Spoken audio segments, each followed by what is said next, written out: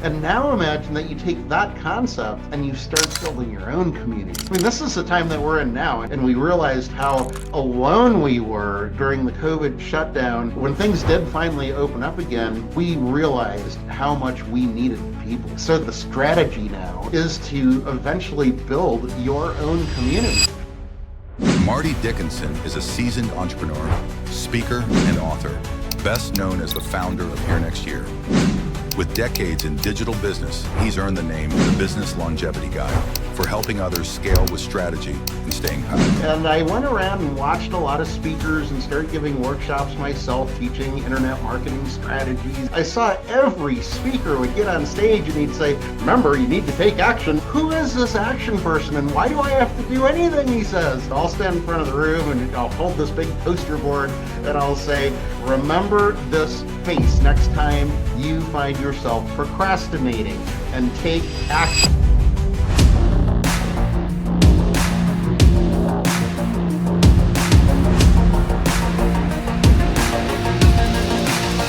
What's up, everybody? I'm Ryan Van Ornum, and we are back for another edition of Scaling Up Success with one of my good friends, Marty Dickinson. Marty, how are you today, sir? Terrific. How are you doing, Ryan? Great to be with you. Thanks for coming on. We really appreciate it. Man, you are a man of many talents, and I'm so excited to be able to jump into some of this stuff. First of all, I love the story behind it. And it kind of goes into what your business is about with Speaker Speak Live.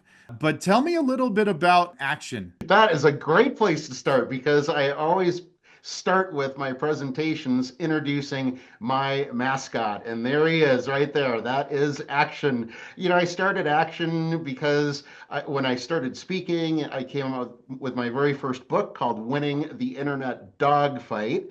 And I went around and watched a lot of speakers and started giving workshops myself, teaching internet marketing strategies and SEO and converting more visitors to sales on your website, all that kind of stuff. And I saw every speaker would get on stage and he'd say, remember, you need to take action. Everything I've just taught you will go to waste if you don't take action. You got to take action. And I was like, who is this action person and why do I have to do anything he says?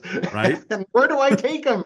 So I finally put a name to a face, and I've been using that as my action. So I'll stand in front of the room and I'll hold this big poster board and I'll say, remember this face next time you find yourself procrastinating and take action. And I mean, that's where the money is. You got to take some kind of action or nothing happens. And so I even put action on his own money. So the picture right on the top, in the middle of a $1 million bill. So my clients have these taped to their computers so that they always see action every single day and they know that they have to do something. That's my way of being people's thumb in the back to actually get them to do things. I love that. And really, that's what it comes down to in most business ventures is how much action are you taking? Because I found I would rather make mistakes with action than trying to be like paralysis by analysis. I can't even speak it out, but you get what the drift of it is. Right. And you bring up a really good point too, because I mean, if you know anything about this particular kind of dog, he just runs everywhere. He's chasing his tail. He's going in circles. He's just a crazy thing. He's full of energy. He's taking action, all right. But the real secret is what you just said, because action is nothing without a sequence. You've got to have a sequence of steps. You've got to do the right thing at the right time in the right sequence, or you're just going to be chasing your tail all over the place and making all kinds of mistakes. Of course, you're going to make mistakes. But if you follow things in a proven sequence as much as you can and experiment and test, then at least you have a better chance of that action that you take actually turning into something productive and meaningful and getting the desired result. What's your thoughts on, and we'll just continue down this road a little bit. You know, a lot of people, they find what works for them, but they don't write it down, like procedures or standard operating procedures, that kind of stuff. So you like the stuff that goes well continues to go well because you kind of have like a guidebook that you built yourself. Is that something that you work with your clients about? Well, a little secret for you, Ryan. I am a September baby, so I am a Virgo through and through. And one of our traits as a Virgo is that we are hopelessly disorganized if we do not write things down. So, Right. but you bring up the idea of writing things down. I have so many procedures written in Google spreadsheets. Yeah. I mean, they're endless for every single topic and even subtopics. And that way I can share those with my team and say, here, just follow this. I mean, it cuts training down to minutes instead of what would normally take a whole day of training. Just follow these steps and it makes life so much easier. But the other thing is that these evolve. I mean, you can't just make one standard operating procedure and it's there forever because the whole concept of working on the internet to build your business is that things change every 10 minutes. I mean, it's not, we used to say, oh, things change every year.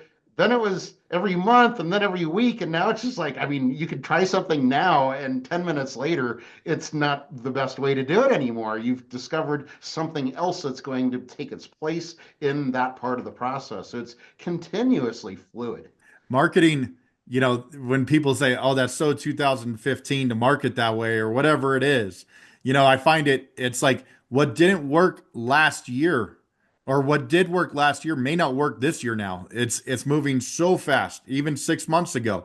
I find that very interesting, that point, because the way that social media has changed the way that people are marketing, it's kind of it's kind of similar to like the attention spans of people. Would you agree? Like, like, oh, we're gonna market this way and that works great. And then all of a sudden, 3 months later, it's off into the waste bin. And then something else is coming up that's a new marketing piece. On your speaking side of stuff, you probably have to change up your speeches quite a bit now. Is that something that you do?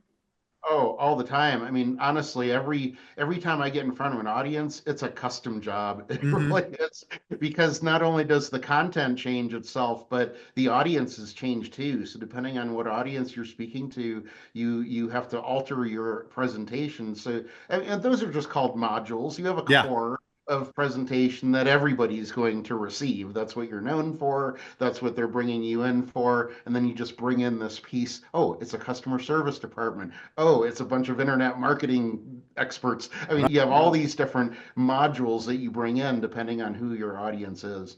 Man, that's phenomenal stuff right there. Hey, one of the things that I see about you, you're known nationwide and worldwide for your speaking. One of the things that I see is like, how did you get to that place, man? That doesn't start overnight. What kind of little nuggets can you drop for somebody that is like, man, I really feel like I have a gift for this, but I just don't know how to take it from like I want to speak in front of people to like I want to get paid to like I want to make this my career. Yeah, absolutely. Well, I think you do have to have something about you that you want to use. Yeah. There are a lot of skills that we're born with and we're raised with and we come up with when we're kids and we recognize them and develop them. But there are some of those skills that people just kind of push under the rug or they don't use those skills. And one of the things that I've had my entire life that I didn't have to learn was that I really need to know the minute details of anything that I do. Like swinging a baseball bat, for example. I was a competitive baseball and softball coach Hmm. for a number of years when my kids were growing up and everything.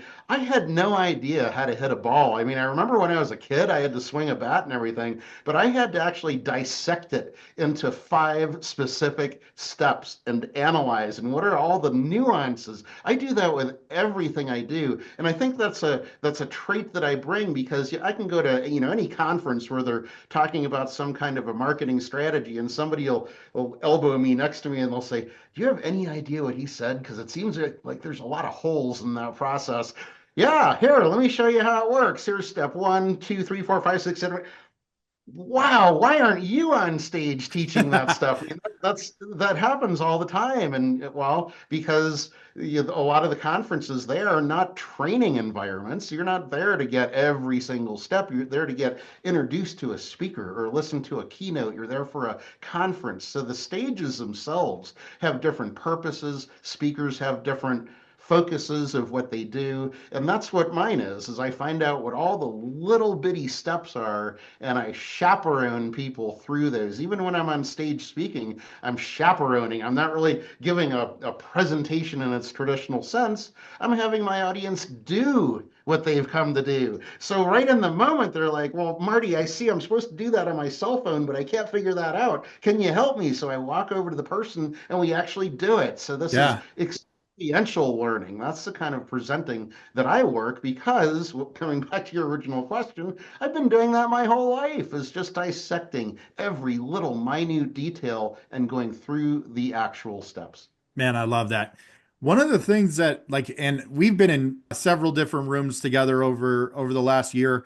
And one of the things that I know when I come into like different conferences or different seminars is I don't really know what unexpected opportunities may come out of these things. So can you give a couple cool examples that maybe one or two that you've had in the past just by being in a room that you didn't expect anything to come from it? Absolutely. Right now, I'm really excited about an organization I joined called Achieve Systems, and they're based in Denver, actually. I've been here for a long time, but it just took a long time for somebody to finally convince me to go to the conference. But I finally did, and I went to a second conference. I had not joined the organization yet, and then I finally did. And once I did, I started getting introduced to not just one person or a couple, but to many. And I think that's really the key. I'm going to Toronto in a couple of weeks to speak on a stage. I've never been to Toronto, but I'm going to be speaking on a stage at a conference of someone I met at Achieve. So, That's I mean, awesome. that's how these things work is you need to approach the conferences that you go to thinking, who do I need to meet? And in the case of a conference, if you are a speaker, the one person you need to meet at every conference you go to is the person who planned the conference, who put it together, who organized it. And that's exactly what I did because this person was organizing this conference in Canada. So I met that person, and now there's a whole bunch of magic that is happening based on that relationship that just started a few months ago. So it's real exciting how fast things can happen like that. But know who you need to meet when you go to a conference and find the person that can introduce you. Like I go to conferences, that's who I look for, is who is that one person that I can walk up to that person and say, I need to be introduced to a person that does this. Who should I talk to? And then all of a sudden, that conference organizer, oh yeah, go here, go here, go here, go here. And all of a sudden, your entire investment in that conference is made back at 2, 3, 4, 5 times in a matter of minutes because you've been introduced to the right people. Absolutely. That's how we met. I got introduced and they're like, you got to talk to Marty. And so we hit it off. We had a great conversation. We've ended up having several conversations since then. And I just love your energy that you bring to what you present and how you present it. You're making a difference in your industry, in your genre. And I love what you're doing, man. Well, I appreciate that. You are too. Well, thank you, sir. I appreciate that. Amazing minds think alike. That's how it works. And yeah, I mean, and really, Ryan, we really need to put this message out to people that it's not just about how many people you meet. You need to not just meet even the right people. The key is developing deep, lifelong relationships with Agreed. people who are just like you. I mean, if you are a high achiever, you've got to hang out with other high achievers that might even be a little bit achieving a little higher than you are, even because you're going to play up at that level. And those are the people that you want to spend time with, take them out to dinner. Laura from Canada. She is putting together this conference. She was in Denver this past week. So I said, great, let's get together for the afternoon. I drove her down to Colorado Springs where she had another meeting. I took her out for a steak dinner. I mean, that's the kind of things that should be done between people who are trying to build relationships that are lifelong and can really make an impact in your business. Oh, I agree 100%. And it's like you have, I kind of relate it to like different circles. You have your very close circle of people that you can trust on the daily basis of stuff. And then a little larger are the people that you probably talk to on like couple every other week, maybe every month, maybe every 6 weeks. And then maybe like the people you talk to a couple times a year. But even still in those groups, people can come in and out of those circles, but it still makes a real big impact on how you're, yeah, whether it's just sending a text message and checking in on them, seeing how they're doing, because you never know what can happen just from those little messages. You know what I'm saying? Oh, yeah. And it reminds me of, I mean, even going back to Think and Grow Rich days with Napoleon Hill, he talks about creating a mastermind group, right? I Mm-hmm. mean, a mastermind group doesn't have to be a lot of people. It can just be two, three, four people at a time. But when you start getting into a community where you have a lot of people that are thinking all in the same alignment, it really turns into having a giant mastermind group to draw from. And now imagine that you take that concept and you start building your own community or build a sub community within the community that you're in. I mean, this is the time that we're in now. And I think this has been the strongest just since COVID, when things started opening up again and we realized how alone we were during the COVID shutdown. When things did finally open up again, we realized how much we needed people. We needed community. So the technique now, the strategy now, depending on how you want to use that word, is to eventually build your own community so that you are leading a cause of your own. And that's why I started Speakers Speak Group, because speakers need a place where they can hang out with other speakers. I mean, there's nobody in the world that understands the speaking business except for other speakers. You have to do this kind of work to Max. actually understand it. And we all need to hang out together. We need to be able to go to each other and voice a problem that we're having, get ideas from people, try new material. And that's where Speakers Speak Live came into play, because we all recognize the need for us to be able to keep our chops up and have a place to practice and get suggestions from people for how we can improve. And Speakers Speak Live was born. So I think what you'll find is as you find a community that you fit in well with and you see how it's growing, like Achieve, that's a good example. Mm-hmm. What's going to happen is you're going to start thinking now, what kind of a community could I start building? And then what does my community really need that I can continue to support them with? It's exactly how Speakers Speak Group and Speakers Speak Live came to be. And now we have something new with Achieve Speakers Live. So I've brought it full circle, and now I'm giving back to that community for what they've helped me to build. So I just think it all comes back to that community aspect, and it's a real powerful strategy going forward for any business owner. That's fantastic. And the thing that I'm gonna kind of relate this to is like in speaking, a lot of times when you're just getting started, you're a solopreneur. You're trying to do everything at one time in those type of environments. But what you're building, you're telling our audience this is you can almost build your own cultural team behind you to help you grow, because so many times solopreneurs just get stuck. They don't have those resources or those people to bounce ideas off of to take it to another level. So now what you're building there, it sounds like you have the ability to help people get out of their own way. Would you agree on that? Absolutely. I mean, you brought up bringing working alone.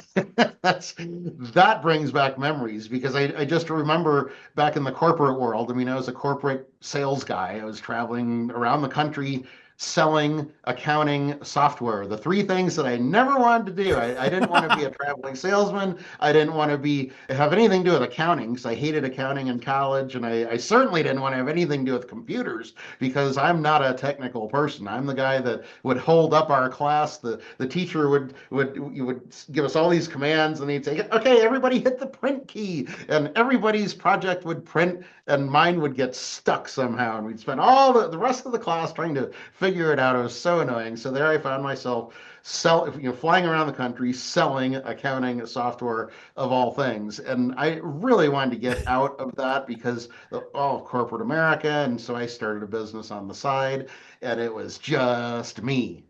Ooh, the holy grail. It was just me. I'm a solopreneur. Well, that took about a month to realize that was not the way to do it. I needed help. I needed to start building a team. I actually brought in a partner so that we could put what I was doing offline onto the internet. And that is where things got very exciting. And on the day that I was actually offered a promotion at work, 6 months later, I resigned because the website was doing so well. And that was 1996. That was a long time ago. But it just goes to show that if you really want to make progress, it's really difficult to do everything all alone. I mean, I realized I had to get really good at like 50 different things Right, within a right. week. And how do you do that? I mean, I'm not good at, maybe one or two things, but everything else I had to learn and hire people and build a team with and even get volunteers to help with. So there's a lot of requirement that has to happen. You have to learn a lot, and it's very hard to do everything yourself. Man, and it kind of segues a little bit into this next question because it's like understanding how to leverage, understanding how to delegate, and there are times when you definitely need people, but do you feel like technology has helped you with some of that stuff as well, being able to, ease the load off of your plate a little bit utilizing technology? Well, now that I've forced myself to become technical, yes, because I can actually start exploring things that are more technical than I would have ever looked at before. But it was such a learning process, probably three times as long for me to be able to accept technology than most people. But with AI, the beauty of AI is that for a lot of its applications, you don't have to be as technical as you think you need to be. What Agreed. you have to be able to do is create in your mind what you actually want. It's kind of like going to a designer and the designer says, "Well, what would you like me to design for you?" And you say, "Oh, I don't know. Just go make me $1 million. Just make a great design for me." That's not going to get you very far. But if you flip that just a little bit and you want to come up with like a book title, for example, you can use AI tools to say, list 20 best-selling book titles that have never been used that include business ownership, 3 steps to do something, fill in the blank. So you can envision in your mind what you really want for a result and just plug that in and get all kinds of ideas to use. And that's where something technology wise has bridged the gap where people like me who are genuinely not technical can still use technology to move forward in a very fast and competitive way. I love that, man. I love that. Real quick as we start to wrap this up a little bit. What's one piece of wisdom you wish you knew earlier in your journey that you know now that was kind of like the light switch went on? That people don't hire you because of the outcome you're able to provide. I have been taught that for years and years and years. You always hear sell the outcome, not your features, not you try to sell the benefits, right? But the key is that people buy from you specifically because you are the keeper of the method that brings that success. That's some dope stuff right there. I love what you just said, man. It really hits home because a lot of people that they have to believe in themselves because so many times it's you that gets you in the door. And, that they're going to buy from you, whatever the product is. You know what I'm saying? Yeah, I mean, I talk to people at least every week. I talk to someone that has, it's a surprise to them. When I say to them, so you own this business, right? No, yeah, I own this business. Are you the best in the world at providing this business? Wow. I don't know about that. What do you mean you're not? Of course you are. Of course Yep. you're the best. And nobody does your business exactly the way that you do it. Right. You are the keeper of the most amazing method. I even call it something specific. I call it your genuine expert method. And if you look at the acronym of that, GEM, it's that people are willing to pay for to see you on stage, to buy your book, to hire you for consulting, for services. It all comes back to your gem.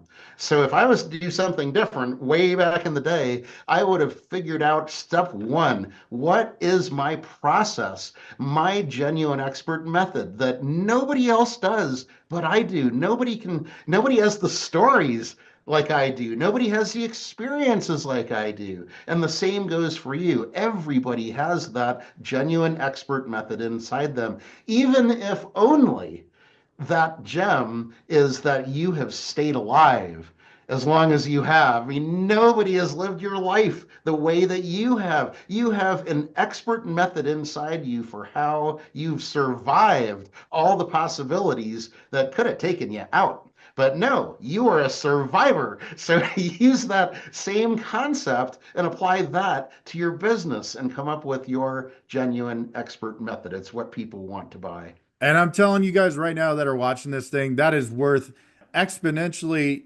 so much more than the free that we're giving it right now. But Marty is just dropping some golden nuggets today. I love this, man. Marty, I love the passion that you bring. You know, it's like anytime that you walk into a room, you talked about, are you the best in the world? Hell yeah, I am. I love the way that you operate in that way. And you know, that's the way that I walk into a room too. And that's the way, like, if you're in business for yourself or running a company, you have to have a little bit of that confidence, that understanding of like what your value proposition is, like different than others. That's why people want to be around you. That's why people want to work with you. That's the difference, in my opinion. What do you think?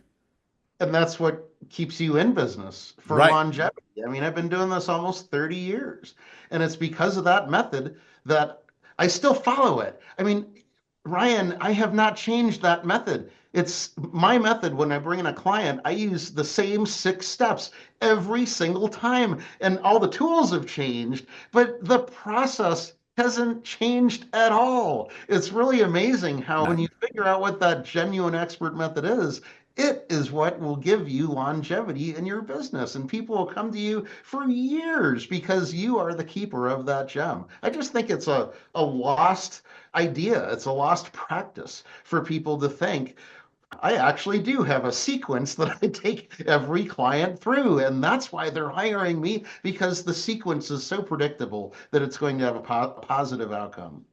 Man, I would love it. We could talk for hours, my friend, but you know, I know that you have a busy schedule. We appreciate your time coming on Scaling Up Success today.